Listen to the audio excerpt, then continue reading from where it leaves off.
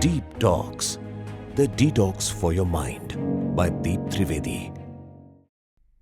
बदलाहट की चाह का अर्थ है अस्वीकार, कि जो है उसको आप स्वीकार नहीं रहे हैं। सीधी सी बात है। अब जो है अगर आप उसको स्वीकार लें तो आपकी सारी समस्याओं का अंत आ सकता है। ये बड़े ध्यान से समझ लेना। इस पूरी साइकोलॉजिकल सीक्वेंस का अंतिम स्टेशन है बदलाहट। अगर वो आपने चेंज कर दिया कि मुझे कुछ नहीं बदलना, सब स्वीकार्य है, तो उसी क्षण आपकी अपेक्षाएं भस्म, इन्वॉल्वमेंट भस्म, और पक्षपात और चुनाव का तो प्रश्न ही नहीं उठता। ढूंढते नहीं मिलेंगे, आप खोजते रह जाएंगे कि गए कहां। 1 सेकंड की बात है, लंबी यात्रा नहीं करनी है। जीवन 80 वर्ष का है, 20 साल सोना है, अगले जन्म में कुछ पाना नहीं, पिछले जन्म का पाया काम आ नहीं रहा, पाना इसी जन्म में है। तो 1 ही सेकंड का जादू है, और बड़ा ही अद्भुत जादू है ये कि जो है उसे स्वीकार लें। सब चीज भस्म हो जाएगी आपकी उसी क्षण। आप उस ऊंचाई पर पहुंच जाएंगे जहां से आप खोजेंगे कि एक जमाने में दुख मेरा साथी था, चिंता मेरी मित्र थी, गई कहां। असफलता दिखती क्यों नहीं, आप खोजते रह जाएंगे। इतना बड़ा जादू है ये एक्सेप्टेंस, स्वीकार्य शक्ति। एक बार फिर भगवत गीता। भगवत गीता इसलिए कि उसमें अर्जुन है, बुद्धिमान है, और सामने कृष्ण है। इसलिए दोनों के संवाद की हर बात आज के मनुष्य से मेल खाती है। गीता इसी कारण संसार की सर्वश्रेष्ठ साइकोलॉजी है, दूसरा कोई कारण नहीं है। साइकोलॉजी तो और भी है, लेकिन कहने से क्या। अर्जुन हमारे बिहाफ पे कृष्ण से आर्ग्यूमेंट करता है, हमारी समस्या का समाधान जल्दी होता है। यह गीता का सबसे बड़ा प्लस पॉइंट है। तो ये पूरी गीता क्या है, ये गीता अस्तित्व में कैसे आई। सिंपल है। अर्जुन युद्ध का अस्वीकार कर रहा है। अर्जुन कह रहा है कि महाराज मैं युद्ध नहीं लड़ूंगा। कृष्ण चौंक जाते हैं। आप भी गौर करना, मैं भी चौंक जाता हूं।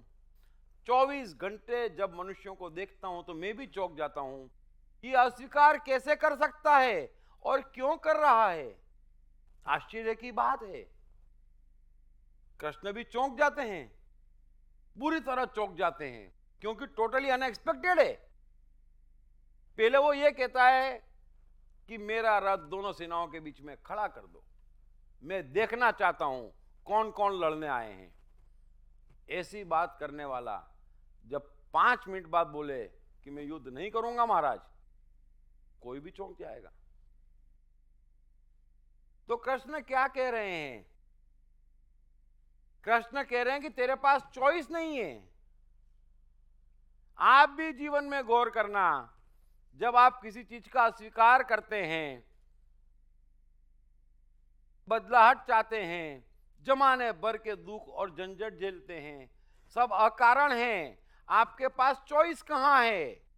कृष्ण कह रहे हैं कि अर्जुन तेरे पास चॉइस कहां है, तू कैसे अस्वीकार कर सकता। ये तेरे ही कर्मों का जोड़ है, तू उससे कैसे भाग सकता है। अर्जुन कैसे भाग सकता है। कोई युद्ध के मैदान में अर्जुन को नींद में से उठा के छोड़ तो गया नहीं है।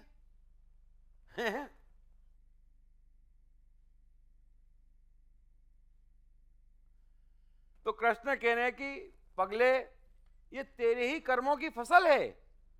ये महाभारत कैसे हुई। पांडव कैसे मना कर सकते कि हम युद्ध नहीं करेंगे। युद्ध तो करना पड़ेगा, क्योंकि जीवन में तुमने कौरवों से पक्षपात किया, तुम्हारे ही भाई थे। अच्छी तरह या बुरी तरह, चलो शासन उनके पास था, तो तुमने क्या किया? तुमने बोला हमें चाहिए, हमारा हक बनता, हक की लड़ाई हुई। ये तुम्हारे अपने कर्म है, तुम्हारी अपनी फसल काटनी तुमको। तुमने संघर्ष किया, तुमने आधा राज्य प्राप्त भी किया। दुर्योधन बाज नहीं आया, युधिष्ठिर ने द्रौपदी को दांव पे लगाया, द्रौपदी ने दुर्योधन का अपमान किया हंस के, वनवास हुआ। ये सब किसने किया?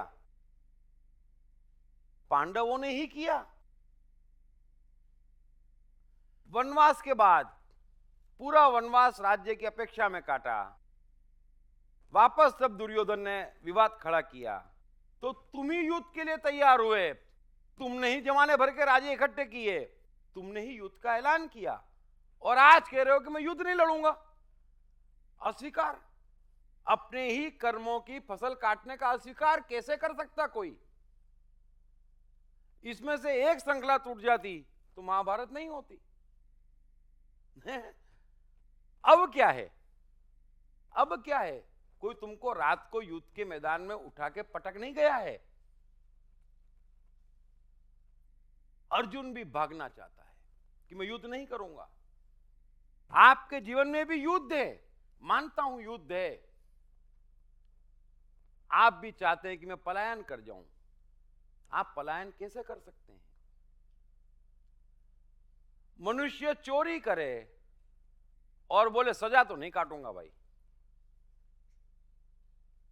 ये तो किसी कमाल की बात हुई।